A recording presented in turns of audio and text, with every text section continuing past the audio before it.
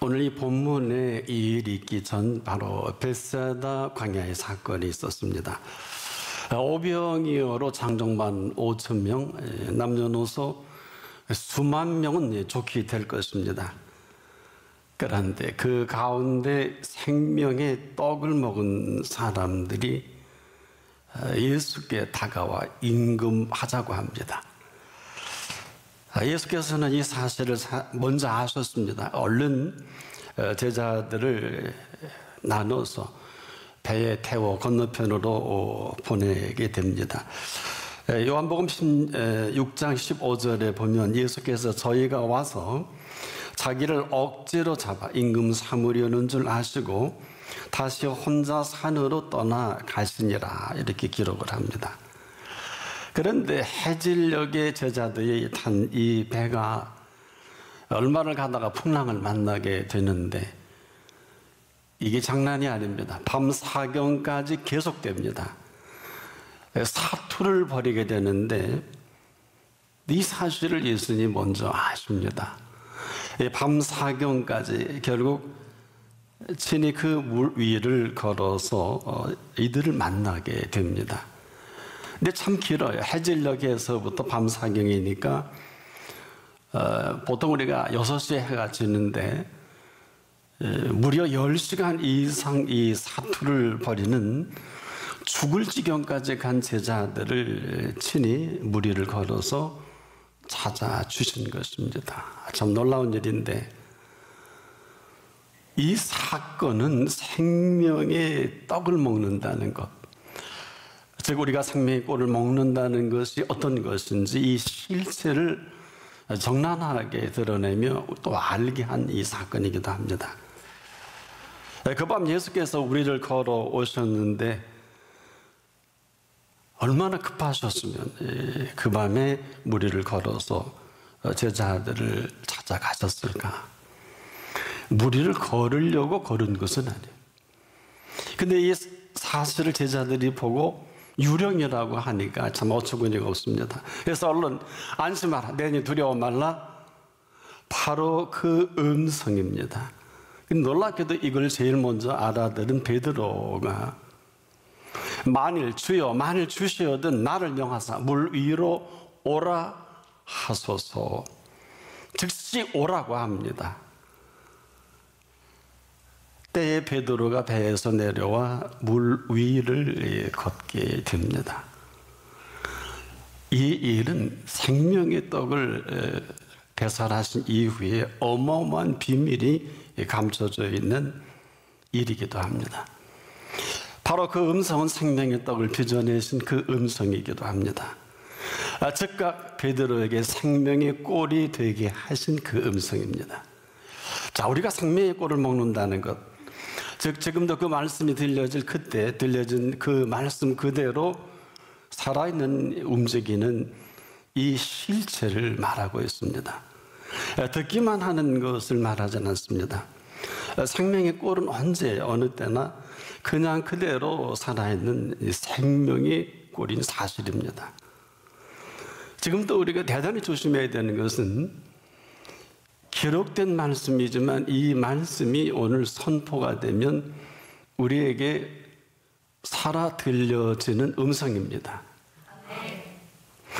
바로 이 엄청난 비밀을 이 사건을 통해서 베드로를 통해 드러내 보이시는 바로 살아있는 말씀 그대로 물 위를 걸어오신 그 말씀은 다행히도 알아차리고 주여 만일 주시어도 나를 명하사 당신도 걸으셨으니까 나도 걷게 하실 수 있는 말씀이 아니겠느냐. 오라! 바로 그대로 배에서 내려와 물 위를 걷는 생명의 꼴입니다. 지금도 우리가 듣고 들은 대로 반응하지 않으면 생명의 꼴은 될 수가 없습니다. 언제나 그 들려진 그 말씀은 저나 여러분이나 이 삶 한가운데 지금도 생명을 지탱하게 되는 그 근거입니다. 듣고 가만히 있는 것을 말하지 않습니다. 듣고 움직이게 하는 생명의 꼴입니다. 자, 이 왜 생명의 꼴일까? 생명을 움직이는 생명의 꼴입니다. 해서 움직이지 않으면 생명의 꼴이 아닙니다. 듣고 즐긴 것입니다. 듣고 움직이게 하는 이 생명의 꼴을 거부하는 이 실상이 되고 맙니다. 그래서 움직이지 않는 것은 생명의 꼴이 아닙니다. 이 생명의 꼴은 반드시 지금도 그 말씀을 듣고 그 꼴을 우리가 먹을 수 있을 그때 반드시 움직이게 합니다. 살아있기 때문에 그렇습니다. 반드시 생명을 움직이게 하는 이 생명의 꼴은 이 사실은 움직이는 이 실체를 바로 영원한 생명이 움직입니다. 그래서 생명의 꼴입니다. 그런데요, 지금 이 사실을 가르치기가 그렇게 힘이 든 겁니다. 아마 우리는 어떨는지 모르겠어요. 제자들에게 이 사건을, 베세다 광야의 사건과 무리를 걸어오신 이 사건이 오직 이 한 가지입니다. 목적이 있어요. 그래 지금도 누구나 생명의 떡을 먹을 수는 있어도 아무나 생명의 꼴로 살아가는 것은 아닙니다. 바로 먹은 생명의 꼴은 반드시 이 생명의 꼴로 생명을 지금도 살아가게 하는 생명의 꼴입니다. 자, 아무나 그렇게 되어지는 것은 아닌데, 그래서 우리가 지금 생명의 떡을 먹는다. 이것은 그대로 생명의 꼴로 먹을 수 있을 그때만이 생명의 꼴로 가능하다. 당시 이 떡을 수많은 사람들이 먹었거든요. 장정만 5천 명, 남녀노소 좋게 수만 명은 될 것인데 과연 그 가운데 생명의 꼴을 먹은 사람들은 몇이나 될까? 많지 않습니다.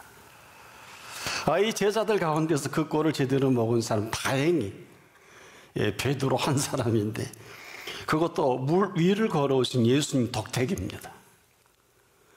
만일 그렇지 않았으면 답은 없습니다. 자, 지금 예수께서는 베세다 광야 사건 이후에 그 떡만을 먹고 배만 불린 사람들이 하는 짓거리가 바로 임금을 삼으려고 하는 이 액션입니다.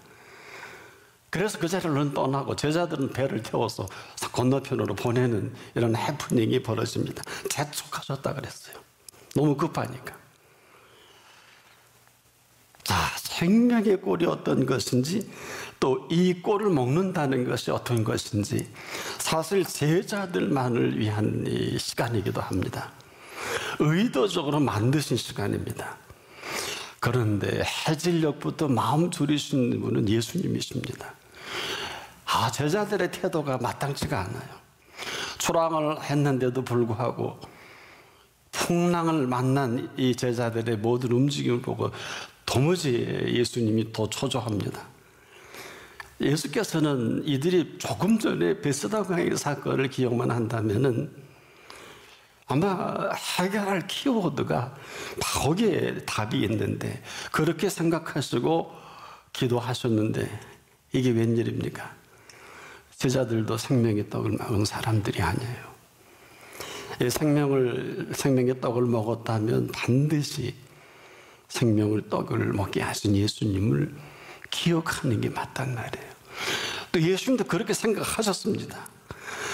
예수께 요청을 하든지 아니면 풍랑과 사투를 벌릴 일이 아니라 얼마든지 이 생명의 떡을 먹은 사람들답게 그 주신 떡이잖아요. 하나님 앞에 그 상황 그대로를 아마 간청했다고 하면, 여러분 예수님이 무슨 기도 제목이 많아서 그 시간 산에 기도하러 가셨겠어요? 오직 제자들 때문입니다. 제자들을 위한 기도의 시간입니다. 그것도 해질녘부터 밤 사경까지 무려 10시간에서 12시간의 긴 시간, 얼마나 아마 예수님 마음이 아프셨는지 훤히 알고 계십니다. 근데 이 사람들 그냥 하던 대로 살아오던 대로 갈릴리 어부답게 열심히 살아가기만 하면 되는 줄 알았다, 이런 모습을 보인 것입니다. 그래서 살아오던 대로, 이들은 어부 아닙니까? 풍랑을 만나면 풍랑과 싸움이 되지 않겠느냐? 이게 싸울 일입니까? 생명의 떡을 먹지 않았다면 그게 맞아요. 그들은 생명의 떡을 먹은 사람들이 아닙니다. 뿐만 아니라 그 떡을 먹게 하신 분이 항해를 하게 하신 사실조차도 새카맣게 잊어버리는, 건너편으로 가라 하신 분이 누굽니까? 건너편으로 가라 하신 분이 누구냐고요? 누구 때문에 지금 항해를 하는 겁니까? 고기 잡으러 온 거 아니잖아요. 도대체 이 보내신 분이 누구신지, 조금 전에 어떤 일이 있었는지, 이 사실만 정확히 정리만 됐어도 이 사건은 전혀 다른 일이 벌어질 것입니다. 한번 정도라도 이런 실체에 우리가 모든 일이 기승전결이 있잖아요. 서론이 있으면 본론이 있고 결론도 있는 거 아닙니까? 뭐 잘했든 못했든 이럴 일이 아니란 말이에요. 여러분, 배를 태워 보내는 게 그냥 보냈겠습니까? 도대체 보내신 분의 의도를 요만큼도 눈치도 채지 못했을 뿐 아니라 베세다 광야에서 생명의 떡을 왜 먹어요? 뭐 주니까 먹었겠습니다만은. 그런데 오늘 본문에도 나와 있지만은 진실로 하나님의 아들이라고 그들이 스스로 생각해 보십시오. 어린아이 하나 도시락을 이 수만 명을 먹이신 이 실체의 사건을 그 두 눈으로 거기서 함께 했던 사람들 아닙니까? 얼마나 대단한, 정말 일생에 한두 번 볼까 말까 한 하나님만이 하실 수 있는 이 실체를 늘 귀로만 듣다가 눈으로 보여준 이 비유 아닙니까? 자, 그렇지 않으면 몰라도 이 사람들, 이 베세다 광야의 사건을 통해서 예수님이 어떠신 분이신지 정도는 아마 나름대로 다른 건 다 차치하더라도 감동과 감격만 있었더라도, 그래서 우리가 지금도 나나 여러분이나 그 말씀에 살아있는 감동과 감격이 없다면 이것은 아무것도 아닐 것입니다. 이 배에서 풍랑을 만날 때 곧바로 누가 이 배를 출항하게 하셨고 어떤 일이 있었는가만 잠깐이라도 정리했다면 원인이 제공자가 있는 거 아니에요. 자기들이 간 거 아니잖아요. 이거 참 중요합니다. 여러분을 지금 살아가는 이 땅의 이 생을 누가 시작한 겁니까? 여러분이 시작했으면 여러분 책임지셔야 돼요. 그러나 생명의 주인이 되신 분이 오늘도 생명을 영위하게 하셨다면 이건 다른 얘기입니다. 오늘 이 사건은 생명의 꼴의 그 실체를 어떤 실체인가를 만나게 하신 거거든요. 도대체 얼마나 지났다가 이들이 다 새까맣게 잊어버립니까? 저나 여러분이나 첫사랑 잊어버리면 끝입니다. 은혜가 은혜되지 못하면 엉뚱한 일만 지금 아마 벌려놓고 갈 때까지 간 사람이 한두 사람이 아닐 것입니다. 이런 거예요. 이렇게 감동과 감격도 아무 관계없이 살아간다면 아무런 관계없이 살아갈 수밖에 없어요. 삶에 무슨 감동이 있겠습니까? 그래서 아무런 일이 일어나지 않을 것입니다. 이게 당연합니다. 오히려 당연하지 않은 것을 우리가 한번 생각해 볼 필요가 있는 것인데, 오늘 이 사건은 그냥 예수님만 이상한 분이 되어버린 거예요. 그렇지 않습니까? 이들이 무슨 반응이라도 하기를 기대해서 지금 잠깐 올라가 기도하신 거거든요. 누가 보냈고 무슨 일이 있어서 예수님 무슨 기도를 하시겠습니까? 누굴 왜 기도하겠어? 이 어마어마한 일에 제자들 따로 격리해서 배를 태워 보내신, 참 도대체 누굴 위해 기도하셨겠냔 말이에요. 오직 제자들을 위한 기도의 시간이십니다. 이게 사람들이 이 배를 타고 움직이는 일거수일투족을 모르셨을까요? 여러분, 지금도 우리가 하나님을 하나님으로 여기지 않는 이 비극만 아니면 이렇게 살 이유가 아닌데, 우리는 어때요? 말이야 뭐 무소부지하시다 그러고 뭐 유비코토스는 알긴 하는데, 여러분 어느 때 어느 시간 어느 장소라도 그분이 계신 거 아닙니까? 근데 그렇게 살지 않잖아요.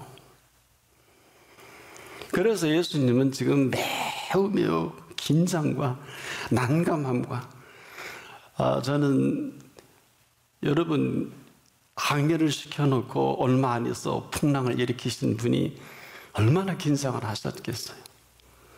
풍랑을 만난 게 아니라 풍랑을 일으키신 분입니다. 왜? 일으키셨으니까 일으키신 분이 그 배에 오르니까 풍랑이 잔잔해지잖아요. 한 번은 제자들과 함께 배를 타고 고물의 베개를 베고 주무실 때 뭐라 그래요? 주여, 우리가 죽게 된 것을 안 돌아봅니까? 그리고 그 배에서 예수님을 깨워서 산 것입니까? 아니, 죽으면 제자들만 죽어요. 예수님도 함께 물에 빠져 돌아가실지도 모르는데, 이게 얼마나 웃기고 한심한 얘기입니까? 예수님을 깨워서 풍랑에 잔잔해진 것입니까? 그러면 이 풍랑을 누가 일으키셨냐 말이에요. 일으키신 당신이 친히 바람아 물결아 고요하라 잔잔하라 그러셨잖아요. 지금 우리가 말뜻을 알아들었으면 좋겠어요. 지금도 말귀를 못 알아들으니까 삶이 생뚱맞은 거 아닙니까? 지금 무슨 반응이라도 하기를 그렇게 10시간 동안 이들의 사투를 벌린 게 아니라 예수님이 내내 얼마나 견디다 못해 예수님이 물 위를 걸어오신 것이지 물 위를 걸어오고 싶어 걸어오신 것은 아니에요. 처음이자 마지막이셨지만은 여러분, 풍랑을 일으키시는 분이 물 위를 걷는 게 뭐가 대단해요? 문제는 생명의 떡을 먹은 사람들이 많냐? 생명의 떡을 먹은 이 사람들이 맞다면 이 생명의 떡을 먹게 하신 분과 생명줄이 연결이 되어 있어야 합니다. 그래야 생명의 떡입니다. 밤이 맞도록 기도하신 예수님 머쓱하게 만든 거예요. 예수님 뭐가 되겠어요? 꼭 물 위를 걸어오셔야 될까요? 그 밤 사경 그들 때문에 예수님은 물 위를 걸어 제자들을 만나 주신 것입니다. 그런 예수님을 유령으로 본 주제가 그것밖에 안 되는데, 안심하라, 내니 두려워 말라, 이게 사실 할 소리이겠습니까? 근데 다행히도 이 말을 하실 때 베드로가 알아들은 거예요. 그 가운데서도 주여, 만일 주시오든 나를 명하사 물 위로 오라 하소서. 그때 정신이 들었던 것 같아요. 예수님은 그래도 우리를 긍휼히 여기니까 그래도 베드로구나, 옳다, 오라. 그 배에서 내려와 물 위를 걷게 되는데, 여기까지는 좋았는데 물 위를 걷는데 바람을 보고 무서워할 그때 물에 빠집니다. 아마 죽게 된 모양이죠. 주여, 나를 살려주십시오. 능력이 없어서 물에 빠졌던가요? 자, 어느 때 물 위를 걸었을까요? 그 살아계신 그 말씀의 능력에 힘입어 걸었잖아요. 왜 빠졌어요? 아주 순간, 우리가 망하는 것도 순간이고 흥하는 것도 순간이에요. 사람이 죽는 것도 순간이고 사는 것도 순간이에요. 우리만 몰라요. 이렇게 아무렇게나 칠락팔락 다녀도 괜찮은 줄 어림도 없어. 제가 말씀을 나누는 이 가운데도 어느 사람은 목숨이 끝날 것이고 어떤 사람은 생명이 태어날 것입니다. 능력이 없어서 빠진 게 아니에요. 보세요. 무서워할 그때 그대로 이 사실을 거부가 되는 거예요. 여러분, 누굴 위해서, 누구 때문에 물 위를 걸었냐면 그분만 바라보면 되는데, 지금도 우리가 쓸데없는 거 바라보다 엉망진창되잖아요. 그분의 말씀에 의지해서 했으면 무서워할 자를 무서워해야 되는데, 이건 엉뚱한 거. 이 일에 무서워 거부하는 사람이 되어버린 베드로입니다. 자, 파도와 풍랑 사이를 걸어오신 예수님 덕분에 지금 물 위를 걷게 된 거 아닙니까? 근데 순간 무서움이라는 이 거부가 그냥 이 모든 능력을 거부하게 만들어버린 베드로입니다. 조금 전까지 물 위를 걷게 하신 그 능력을 한순간에 거부해버린 그 주범은 바로 의심입니다. 지금도 우리가 의심이라는 것은 답이 없어. 조심하세요. 일생을 아무리 대단한 베드로도 의심하면 빠져 죽습니다. 의심이 그런 거예요. 의심이 해도 되는 게 아니에요. 의심하는 사람은 신앙생활을 불가능합니다.